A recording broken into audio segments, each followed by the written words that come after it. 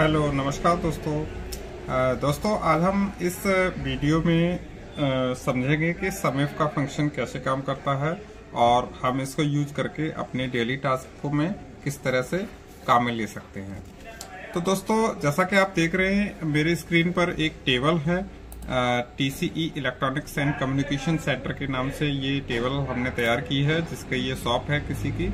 और इस शॉप के अंदर में आप देख रहे हैं इसमें मल्टीपल टाइम में मल्टीपल सेल्स हुई हैं। दोपहर तक इन्होंने इतनी सेल की है और 4 बजे तक इतनी सेल की है एंड इन्होंने इवनिंग तक ये सेल की है। तो आज हम इसमें सीखेंगे कि किस तरह से इन्होंने मल्टीपल प्रोडक्ट की मल्टीपल सेल्स का डाटा सम करना है, फिर उसको उस डाटा में से किसी पर्टिकुलर आइटम्स का टोटल सेल निकालना है। जैसे कि मान लीजिए ये एलईडी है, ये एलजी की एलईडी है, यहाँ पर इतनी सेल हुई है। ये सैमसंग की एलईडी है, ये यहाँ पर इतनी टोटल सेल निकालेंगे। अब हमें ये देखना है कि पर्टिकुलर एलईडी पूरे दिन में कितनी सेल हुई है। तो वो देखने के लिए हम समेफ का फंक्शन अप्लाई करेंगे। आइए सीखते हैं।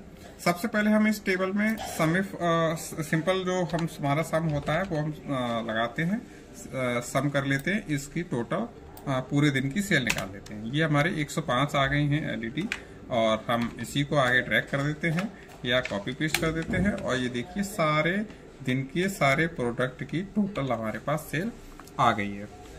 अब हम क्या करेंगे कि इसमें मल्टीपल प्रोडक्ट के हैं तो उनमें को हम टोटल समेफ के थ्रू करेंगे। तो मैं यहाँ पर ये मैंने प्रोडक्ट लिखा हुआ है, टोटल लिखा हुआ है, तो मैं इस टोटल वाले कॉलम के नीचे यहाँ पर इस सेल में टाइप करूंगा समेफ का फंक्शन। तो देखिए दोस्तों किस तरह से ये समेफ का मैं फंक्शन लगा रहा हूँ, इसी प्रकार आपको लगाना है और मैं स्टेप बाय स्टेप आपको प्रॉपर बताता चलता हूँ।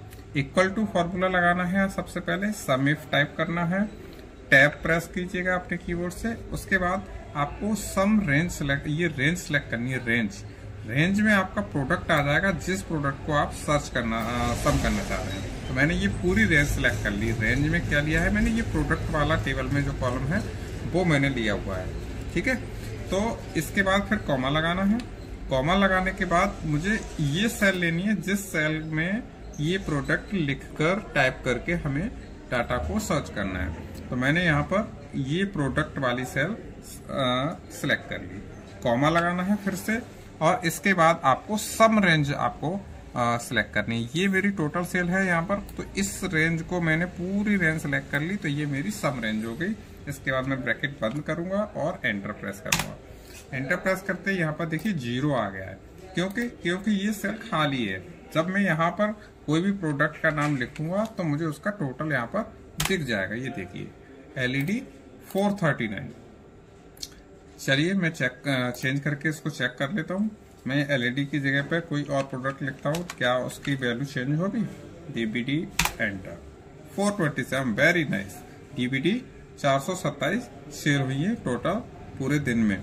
चलिए अगर हमें किसी अन्य प्रोडक्ट का यहाँ पे निकालना है, मान लीजिए मोबाइल का निकालना है, तो मैं इसी फॉर्मूला को नीचे ड्रैग कर लेता हूँ यहाँ तक।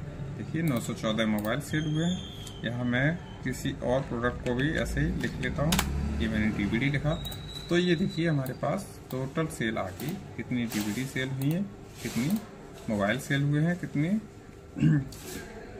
कोई और प्रोडक्ट सेल हुआ है, राइट। तो अब आप आई होप सीख गए होंगे कि किस तरह से हम समेफ को अप्लाई करके इजीली अपनी टेबल में से डाटा को सम कर सकते हैं।